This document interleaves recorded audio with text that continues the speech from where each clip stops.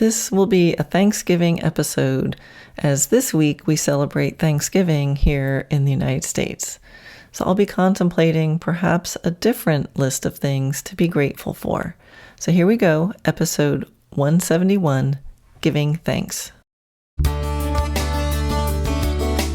Hi, I'm Karen Rohlf, and welcome to Horse Training in Harmony. This podcast is about you making progress with your horse in a way that you both can love. It's about learning how to move and be in harmony. Because yes, you really can develop a horse to be both athletic and happy. When we show up as our best selves for our horses will show up for us. So, let's get started. Well, it is Thanksgiving week here in the USA. So happy Thanksgiving to everybody who is celebrating that this week. And I thought that it would be nice to do a Thanksgiving themed podcast episode. So that's what I'm doing. But, as I sat down to, think about what I was thankful for, which is sort of the normal thing to do at Thanksgiving. I mean, I could list lots of stuff. I do have kind of a robust gratitude practice. I often walk around saying, thank you, Mr. Bird. Thank you, Mr. Tree. Thank you. I do have I'd say a pretty good, healthy gratitude practice. But, again, to use an occasion to sit down and really think a little more seriously maybe about what I'm thankful for, and I could come up with a pretty good list. But something was feeling weird about doing it. There's something about the idea of listing all the sort of wonderful things that I'm thankful for, and it started to feel a little, I don't know, like boastful. I guess because I was thinking of like what I would broadcast to the world here on my little podcast. And it just started to not really feel right. Just go, and I'm thankful for this wonderful thing and that wonderful thing. And I'm just thinking about social media also, and how, people talking about how their lives are so wonderful and kind of picking out the most wonderful things to be thankful for. And how that can maybe cause some people to not feel so good. Not that I'm responsible for other people's responses, but there was just that kind of thought swimming in my mind. So a little bit about that, and then a little bit about when I really sit down to write what I'm thankful for. These days, it's not actually the wonderful things that are coming to mind. Because when I really look at what has made the biggest difference in my life, what are the things that have made the biggest impacts in my life? The things that gave me a boost, that springboarded me or made me learn a big lesson, a life lesson, or even the memories that I cherish the most. Often those things are connected with things that at the time especially, I was not thankful for. I did not welcome them. I often was fighting them or resisting them or resenting them or feeling just generally not happy about it. Maybe I was even feeling like a failure because of them. And yet, for some reason, the universe pushed me through, or my best energetic self pulled me through, or I simply accepted and relaxed in the situation because I kind of had no choice. Or maybe I scraped and scratched and climbed and crawled my way through, covered in mud and blood and sweat and tears. For whatever reason, I came out on the other side. And I realized that that's where all the magic happened, or at least where it started happening, often not realizing it until much, much later, with the wisdom and the perspective of hindsight.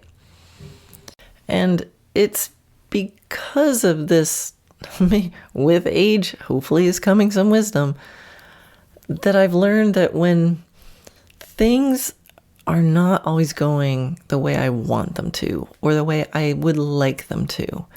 I now do my best to, okay, admittedly, after a short bout of pouting or stomping, I do my best to kind of lean back away from the situation.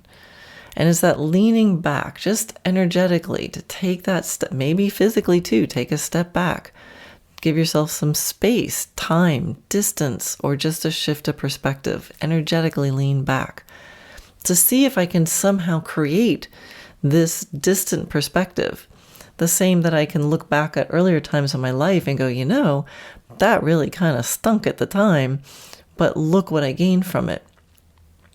So I'm trying more now to be able to do that actually in the moment. Just energetically lean back, step away, give myself some time or space, even just a moment.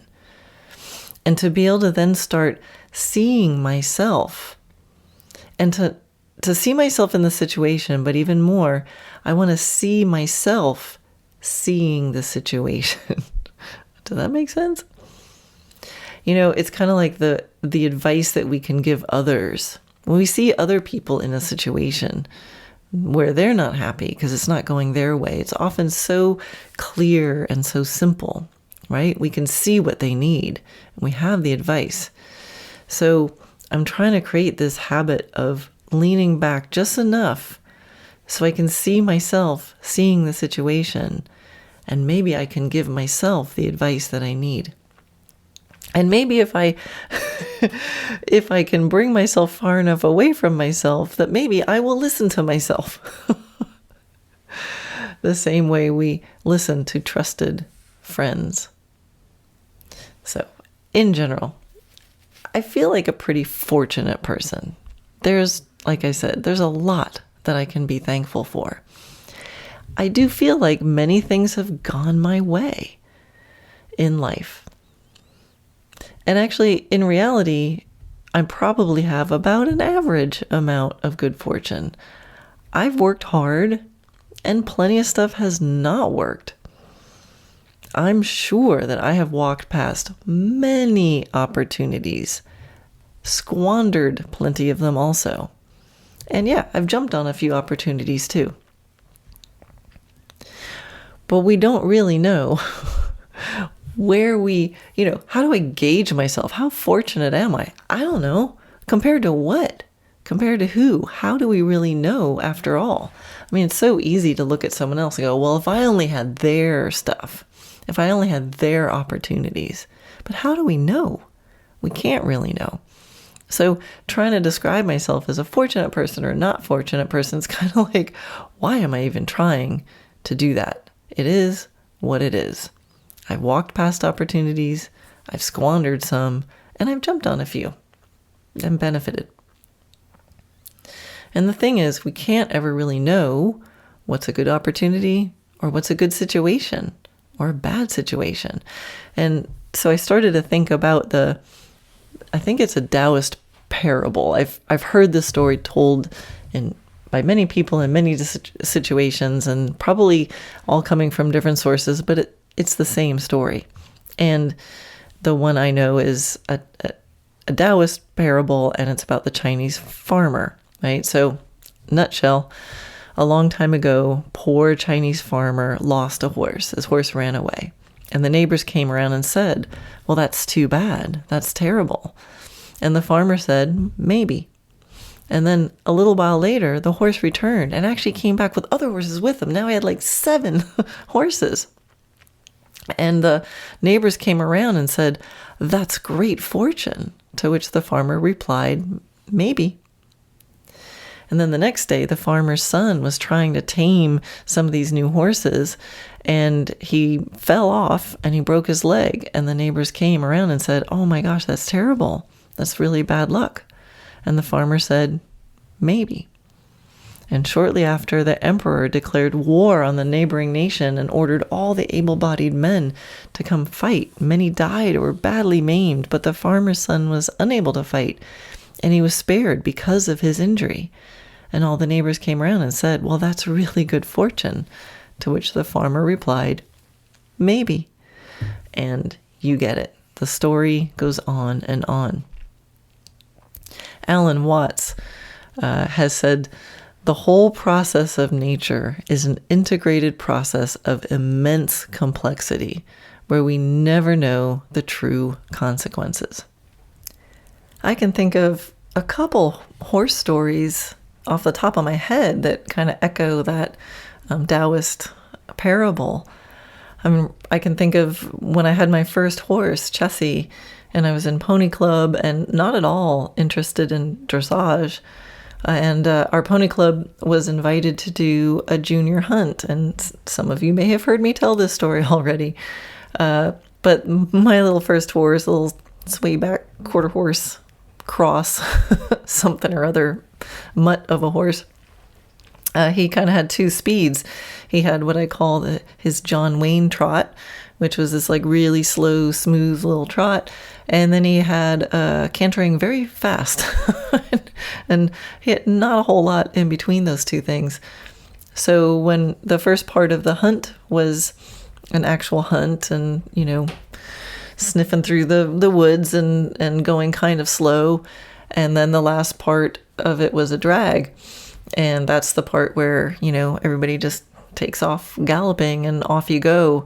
And so my horse was really good in the woods and going around, you know, through the bushes and stuff. But when it came to the galloping part, he just couldn't control himself. And I ended up passing the whole field, passing the huntsman, cutting through the hounds. That's a big no-no. I remember like looking down, I have both hands on one of the reins trying to turn him. I was exhausted, and like he just was flat out, you know, taking off. And I'm like, oh, look, there's the hounds. I'm going right through the pack. Anyway, a huntsman had to gallop up behind me and grab my horse and get me under control and do a little walk of shame to be led back up to the trailers where my mom and all my friends in pony clubs, mothers, were sitting there watching and waiting. And this huntsman handed my horse to my mom and said, take this girl for some dressage lessons so she can learn how to control her horse. And I was like, dressage lessons, gosh, that's the ultimate punishment, right? What kid wants to go do dressage lessons? So anyway, our pony club went and booked some dressage lessons with a local trainer, and that trainer just happened to be, you know, international trainer and pioneer in the United States dressage world, Ann Gribbins. And although I didn't immediately start taking private lessons with her, it was at her farm. And that definitely set a circumstance in place where eventually, with my second horse, she became my trainer, and she's the one that would take me up all the levels. So this horribly kind of scary and very embarrassing moment that you would think one would want to avoid ended up really changing the course of my life. I mean, who knows? Maybe my life would be different, better in some other way if that hadn't happened. I would have maybe not done horses and maybe gone on and done more illustration, and it would have been fabulous and in a different way. But sitting right here with the life as I have, like, man, that was a really amazing, pivotal moment, and I'm feeling very grateful that that happened. Another story that reminds me of this Taoist principle of the Chinese farmer is when my horse Solana got laminitis a bunch of years ago. Gosh, it's like 7 or so years ago now.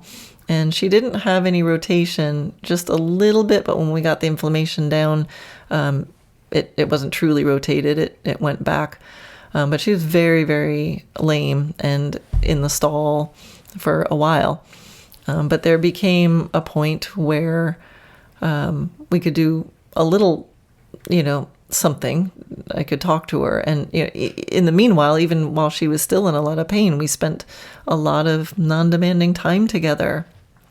I did little silly horse tricks and things that I could do to keep her engaged and keep her connected and keep her from feeling lonely, being in the stall there.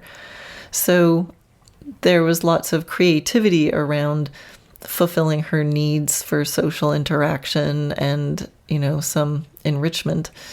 But then as she became comfortable enough in the stall, I began doing some standing posture stuff, or things with the posture, and playing with the movement dynamic of moving from a square halt to one step back, or one step forward, or one step transitioning from forward to back or back to forward. Tiny, tiny little movements and stretches and body work, just my own hands. I didn't have to go take a course. I just put my hands on her and felt what I felt and followed the intuition and connected with her. So after that, doing that for a while, and then she became comfortable enough to kind of walk around the stall. And then from there, walking out in softer sand areas and playing with just a transition to the trot, just from the walk to the trot, just a step or two, and then back again. Lateral positions at the halt, which is part of already my program, but practicing all of those.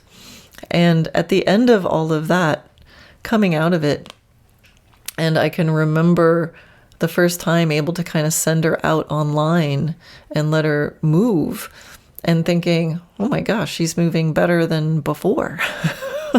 Like, how can this be? She's been in a stall and she's moving better than before.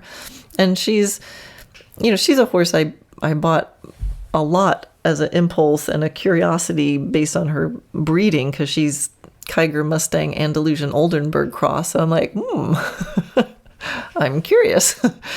And because of her nature and her personality and her movement and her build, I didn't really have high hopes for her for dressage. I was like, okay, we can do dressage to benefit the way she moves and maximize it. But, I wasn't thinking, oh, here's my Grand Prix prospect. I just liked her and we'll do dressage to help her. And she tended towards being a bit blocky, and I'm not going to say bracy, but blocky and maybe not as supple and sensitive and flexible as some other horses. But the first ride that I had on her after months and months and months of recovering from the laminitis, the first ride was better than the last ride. I mean, she wasn't fit. I wasn't doing the same thing, but the feel, the balance, the posture, the dynamic between her and I was so much improved. And, that is a lesson that has repeated so many times now, that I often say, and anybody who's been listening to me has probably heard me say this, that anytime you have a limitation placed on you or your horse, there is always, and I rarely use that word always, but there's always a benefit, or at least the possibility of a benefit if you navigate that situation with the kind of curiosity of, I wonder what the benefit could be. But I've seen that happen enough times with myself and my own horses and with students, that when there's a limitation placed on you or your horse for whatever number of reasons, whether it's the footing in the winter or the spring or the summer or the fall, or a health reason why you can't do the normal stuff you want to do, if you approach it with curiosity, it's only, oh, that's a limitation. Maybe there's a benefit hidden in there that you would never have found otherwise. So, with all that in my head, I'm sitting down to try to decide, what should I be thankful for? And it all started to seem, the idea of making a list of things I'm thankful for started to feel very fluffy and irrelevant. And thinking about oh my gosh, how do I know what to be thankful for and what not? Now this has gone from a very fluffy project to quite a deep one. So again, here I am trying to make a podcast about in honor of Thanksgiving. What am I going to give thanks to? Now, I could just say I'm thankful to be here. I'm just thankful to be here, meaning like alive. And I certainly am. Although I have a sense, and through the ayahuasca that I've done, perhaps more of a glimpse into what it might be like to not be here. And actually, it seemed kind of spectacular. Dr. Ellen Langer, who's a research scientist and an author who studies mindfulness, said that if you wake up and the first thing you think is how grateful you are that you're alive, it kind of implies that on some level you are expecting not to be alive.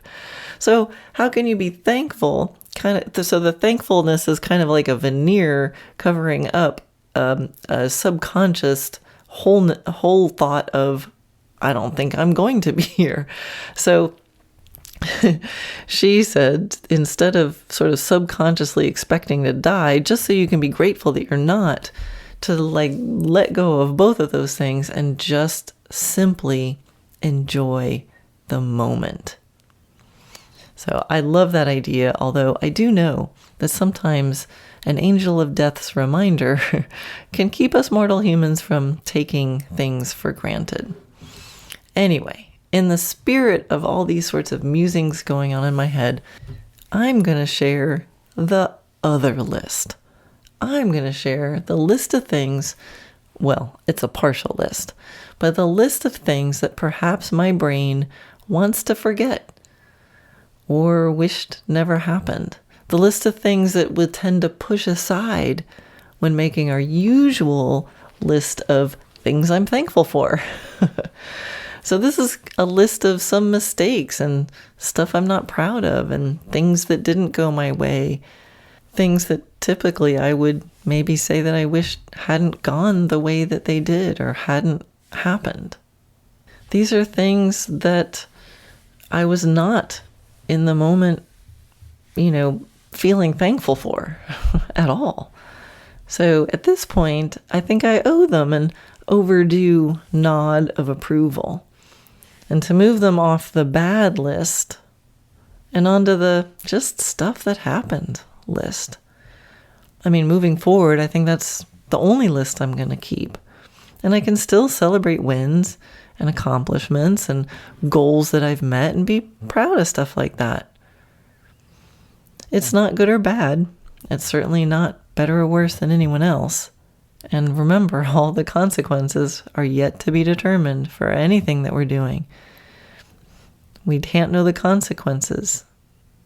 They'll never fully be understood, even looking back. So, here's my definitely not exhausted list of things that I'm thankful for. Thank you for the shyness, the awkwardness, and the feeling like a misfit much of my childhood. Maybe it caused me to deepen my connection with animals. Maybe. Thank you for my first horse who always went too fast and who fell into the wrong hands and I couldn't keep safe. Maybe that lesson caused me to train and teach others the way I do.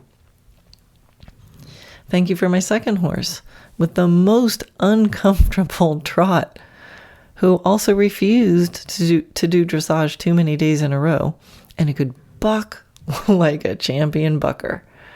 I mean, maybe that's where I learned how to sit. Maybe. Thank you for the emotional loneliness as a child. Maybe that's what caused me to figure out how to understand and nurture myself, and so be able to be sensitive to it in others. Thank you for my obedience and fear to go against the rules that kept me in some situations for way too long. Maybe it taught me the dangers to one's soul of doing just that. Thank you for the horses that resisted. Maybe it's them that taught me that I don't know everything and that they have a right to protect themselves. Thank you for impatience and frustration.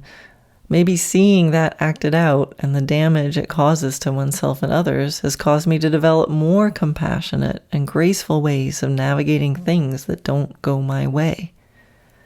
Thank you for the things I had to work hard for. Thank you for the goals I didn't achieve. And thank you for the things I did poorly. Maybe they're what helped me be persistent and humble. And thank you for all the horse injuries and health issues. Each one has helped me care for the next horse even better. And thank you for my own injuries and health issues. Maybe they're what helped me remember to enjoy each day to its fullest. Thank you for all the relationships that broke and the people who left. Maybe each one of those helped me know myself and know I was complete by myself. And maybe that is the key to having healthier relationships now. Thank you for all the beings who've passed on, whose passing broke my heart in so many pieces. Maybe that's what broke it open so much wider than I imagined it could ever be. It feels like it holds much more love now than before. Thank you for everyone with 2 legs and 4 who has forgiven me. Maybe that's what helps me forgive other people. Thank you to everyone who is on my list of beings that I need to apologize to. So many horses are on that list. Maybe that is what has helped me learn and care and try to stop that list from growing too fast moving forward. And thank you for listening. I mean, without you, I'm just like a crazy lady talking to a shiny box all alone in my office. And I love hearing from you and playing with you, even if it's just through my videos in my programs and I never really see you. So I hope you are able to enjoy all your moments or appreciate them. They don't have to pass a certain test or meet a criteria in order to be thankful for them. Maybe they're good, maybe they're bad, maybe we really can't know anyway. Maybe they just are. And we're just here to notice and move through them and keep noticing. Yeah, there's plenty to be thankful for because it's all worth being thankful for. So I'm going to share a link to a song and a video that I love so much. I think it's so beautiful and the lyrics are on it. So I'll put a link to that in the show notes. It's called Mother of the Waters by Miski Taki, and I'm sure I'm saying that incorrectly. But I hope you love it. And I know this is, well, it's not, I was going to say it's a short episode. It's not short, it's not long, it's just the exact length it is. And yeah, I hope you enjoy contemplating your list of what you can be thankful for the way I enjoyed contemplating my list. Thank you.